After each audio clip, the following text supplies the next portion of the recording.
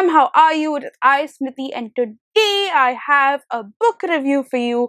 I am so excited about this because it is a book that was part of my most anticipated reads of 2021, and I am so glad it came out in January because ever since I found out that this was going to happen, I was dying to read it, and that is Concrete Rose by Angie Thomas. This is a prequel to a book called The Hate You Give, which was her debut novel, which was absolutely stunning. And I clearly have a lot of thoughts about it. So let's just get into it.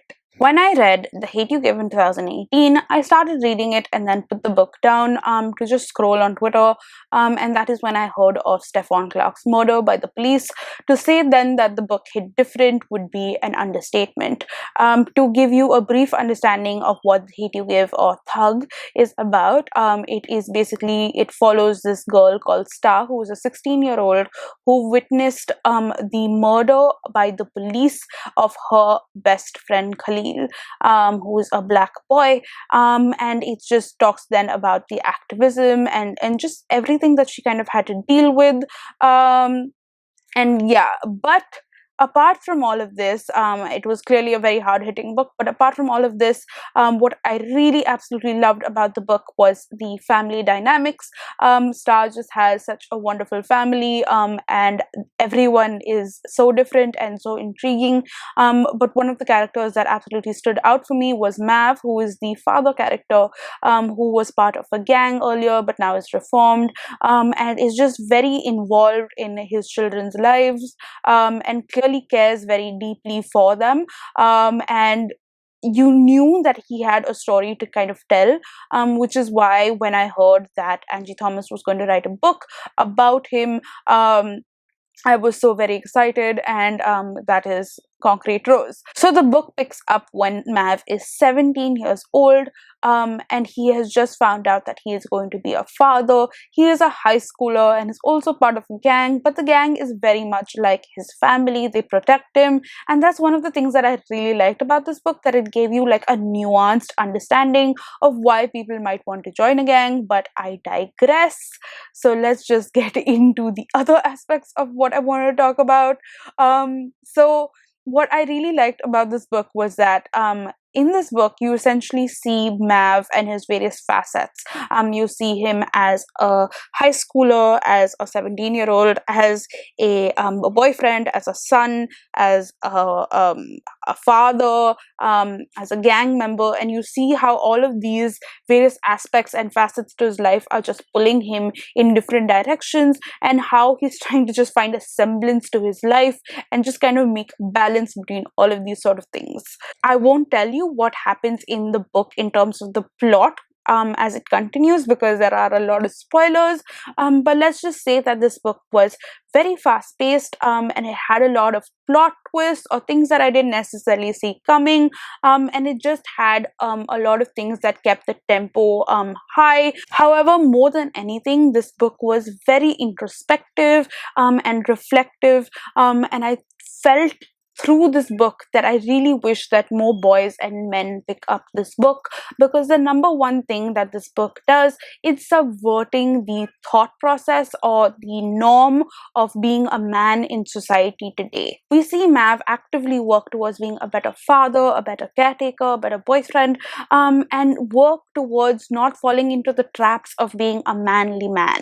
I love that we got to see various vulnerabilities of Mav, and I know that this is an issue that black men specifically kind of go through, where they are told by the society to kind of not show their vulnerable side, and I really love that we got to see this aspect in this book in just so many different sort of ways. And while I cannot speak of a lot of things, one of the things that as a woman really worked for me was how respectful and how wonderful Mav was in terms of understanding a woman, and understanding, for example, how difficult postnatal depression can be for a woman right after they've given birth.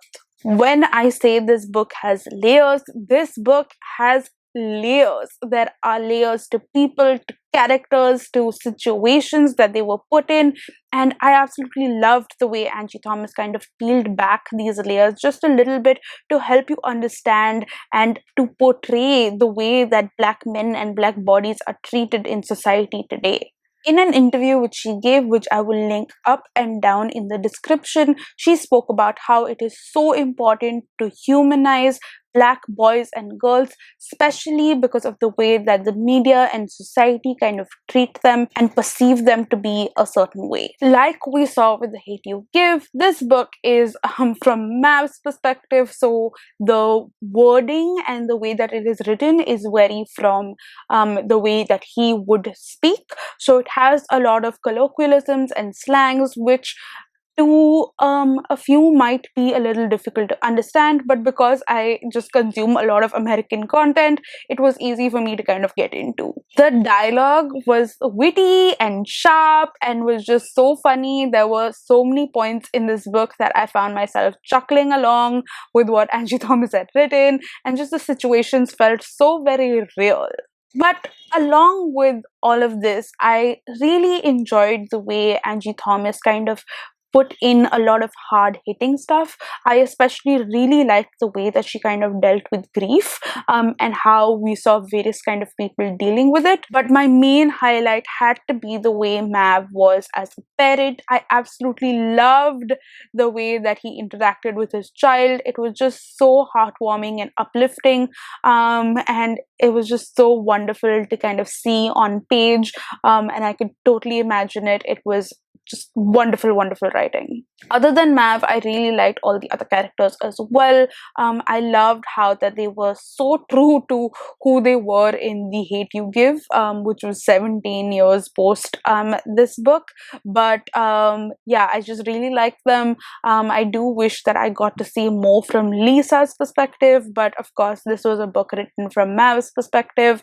But I have always had a soft spot for Lisa. I think she's such an amazing character, and I hope that we get to see more from her in the upcoming books. Maybe I was definitely happy seeing a lot of Easter eggs from a lot of Angie Thomas's other works, and it just really made me want to read The Hate You Give again, which I just might end up doing. Though for those who have not read The Hate You Give, it is not necessary for you to read The Hate You Give first and then this. You can kind of read either way. There is no, I don't think that there will be a way to kind of go about this. I think that if you should maybe read The Concrete Rose first and then The Hate You Give, that would be my suggestion, because then there would be some spoilers in The Hate You Give for Concrete Rose and the way that things kind of turn out. But either way I think works, and both of them are amazing books that you should definitely pick up. I do have to say though, and this is not a spoiler, that the way Concrete Rose ends, I feel like there is scope for there to be like a 0.5, because Concrete Rose is technically 0, and then The Hate You Give is book number 1. So I am excited for that, and I really hope that Angie Thomas, you do actually do this.